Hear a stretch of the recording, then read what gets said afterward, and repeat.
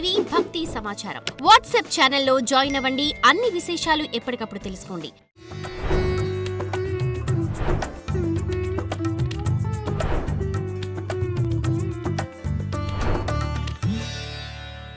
ప్రత్యేక కార్యక్రమానికి తిరిగి స్వాగతం. జాగాలని ఏలే ఆ శివుడు కేవలం నేపాల్, శ్రీలంక, పాకిస్తాన్కే పరిమితం కాలేదు. ఆసియా ఖండంలోని ఇతర దేశాల్లోనూ, యూరప్, అమెరికాలోనూ లింగాకారుడై కొలువై ఉన్నాడు. ఆ దేవదేవుడు అఖండ భారతంతో పాటు వివిధ దేశాల్లోనూ భక్తులకు దర్శనమిస్తున్నాడు. భారతీయ పురాణాల్లో ప్రస్తావించిన ఎన్నో పురాతన ఆలయాలు ఇప్పటికీ పవిత్ర క్షేత్రాలుగా విలసిల్లుతున్నాయి.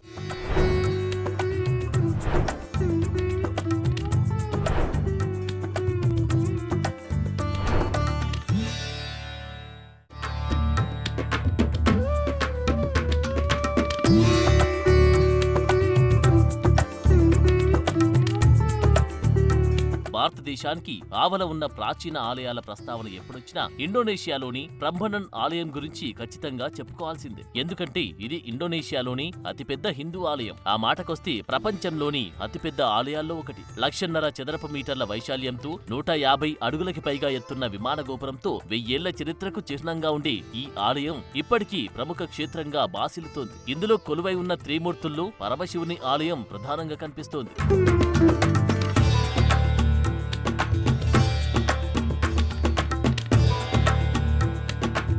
8వ శతాబ్దంలో ఇండోనేషియాలోని జావా ద్వీపంపై సంజయ అనే రాజవంశం ఓ వెలుగు వెలిగింది. అందులో ఓ రాజు 9వ శతాబ్దంలో ఒపాక్ అనే నదిని దారిమళ్లించి మరి ఈ బ్రహ్మనన్ ఆలయ నిర్మాణాన్ని మొదలుపెట్టారు. ఆ తర్వాతి వారసులు కూడా దీనిని కొనసాగించడంతో ఓ బృహత్తరమైన ఆలయం రూపుదిద్దుకుంది. ఆ సమయంలో రాజ్యంలో జరిగే పూజలకు, ఉత్సవాలకు, యజ్ఞాలకు, ఇతర ఆధ్యాత్మిక క్రతువులన్నిటికీ బ్రహ్మనన్ ఆలయం వేదికగా ఉండేది. అందుకే ఈ ఆలయంలో వివిధ దేవతలకు చెందిన దాదాపు 240 ఆలయాలు కనిపిస్తాయి. ఈ బ్రహ్మనన్ ఆలయాన్ని త్రిమూర్తుల పేరున నిర్మించినప్పటికీ సంజయ వంశరాజులు శైవారాధకులు కావడంతో ప్రధాన ఆలయంలో శివుడే దర్శనమిస్తాడు. ఈ 3 ఆలయాలకు ఎదురుగా ఆయా దేవతల వాహనాలైన నంది, గరుడ, హంసలకు కూడా ఆలయాలుండడం మరో విశేషం.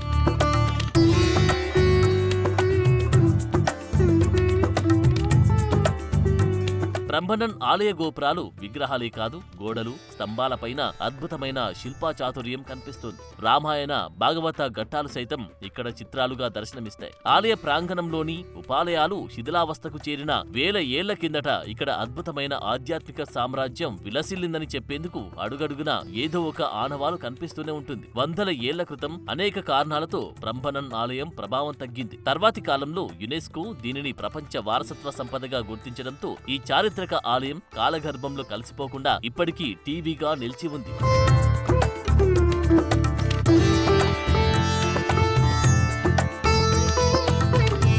ఇక భారతదేశంలో 12 జ్యోతిర్లింగ క్షేత్రాలుంటే ఆస్ట్రేలియాలో 13వ జ్యోతిర్లింగం ఉందని పురాణ గాథలున్నాయి. ఇది 1999లో నేపాల్ రాజు వీరేంద్ర బీర్ విక్రమ్ షా దేవ్ ఆస్ట్రేలియాకు బహుమతిగా ఇచ్చిన చివరి జ్యోతిర్లింగంగా చెబుతారు. శివపురాణం ప్రకారం ఇది 13వ జ్యోతిర్లింగం. ముక్తి అనే పేరుతో అత్యున్నత శక్తితో ఆత్మ ఐక్యత దశను ఇది సూచిస్తుంది. అందువల్ల 13 జ్యోతిర్లింగాల్లో ముక్తిలింగం చివరిది. దీనిని ప్రతి 100 ఏళ్లకొకసారి జరిగే వివిధ నక్షత్రాలు, గ్రహాల కూటమి సమయంలో ప్రతిష్ఠించారు.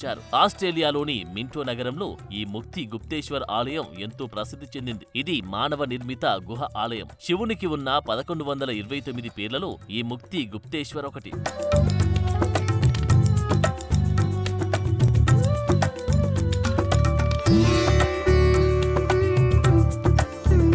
ఈ ముక్తి గుప్తేశ్వర్ ఆలయం భూగర్భంలో ఉంది. ఇది భూతల్లికి దగ్గరగా ఉండేలా నిర్మించారు. భక్తి ప్రారంభ విధానాన్ని కాపాడేలా, ధ్యానం కోసం నిశ్శబ్ద వాతావరణాన్ని నిర్వహించేలా దీనిని రూపొందించారు. ఈ ముక్తి గుప్తేశ్వర ఆలయం శివుడికి అంకితం చేసిన ఏకైక మానవ నిర్మిత గుహ ఆలయమని నమ్ముతారు. ఈ మందిరం లోపల 1128 చిన్న ఆలయాలున్నాయి. అదే విధంగా మిగతా 12 జ్యోతిర్లింగాల ప్రతిరూపాలు శివుని రుద్రనామాలు సూచించి 108 మానవ నిర్మిత లింగాలు, సహస్రనామాల్ని సూచించి 1000కి పైగా లింగ ప్రతిరూపాలు ఈ ముక్తి గుప్తేశ్వర్ ఆలయంలో కనిపిస్తాయి. ఆస్ట్రేలియాలో నివసించి హిందువులు ఇక్కడి శివుడిని దర్శించుకుంటారు.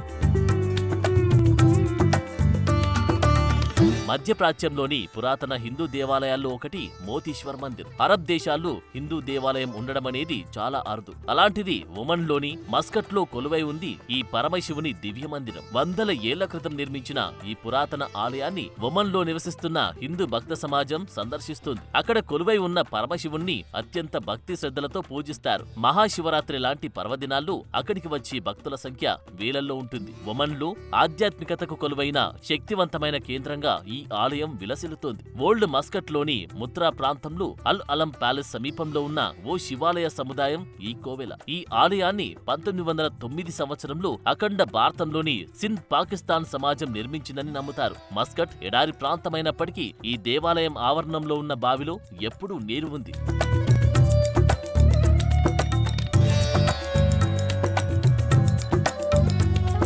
నిరాకారుడైన పరమశివుడు లింగాకారంలో ఈ జగమంతా ఉన్నాడు. ఒక్క భారత్లోనే కాదు, ఈ దేశం ఆవల ఉన్న మరెన్నో దేశాల్లో భక్తులను కాపాడే భగవంతుడిగా కొలువై ఉన్నాడు. ఆ ఈశ్వరుడు కొలువై ఉన్న ప్రతి చోట ఏదో ఒక చరిత్ర ఉంది. మరెన్నో శివలీలలు ముడిపడి ఉన్నాయి. ఈ ప్రపంచంలో హిందూ సమాజం ఎక్కడున్నా అక్కడ ఆ పరమేశ్వరుడు అంతర్లీనంగా ఉంటాడు. ఈ జగమంతటిని కాపాడుతూ ఉంటాడని పరమశివుని పరమభక్తులు విశ్వసిస్తారు.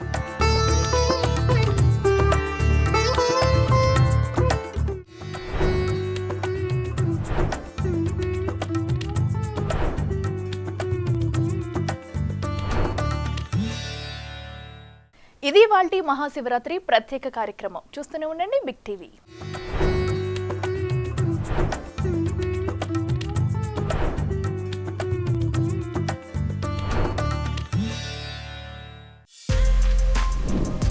For more videos like this, subscribe Big TV channel.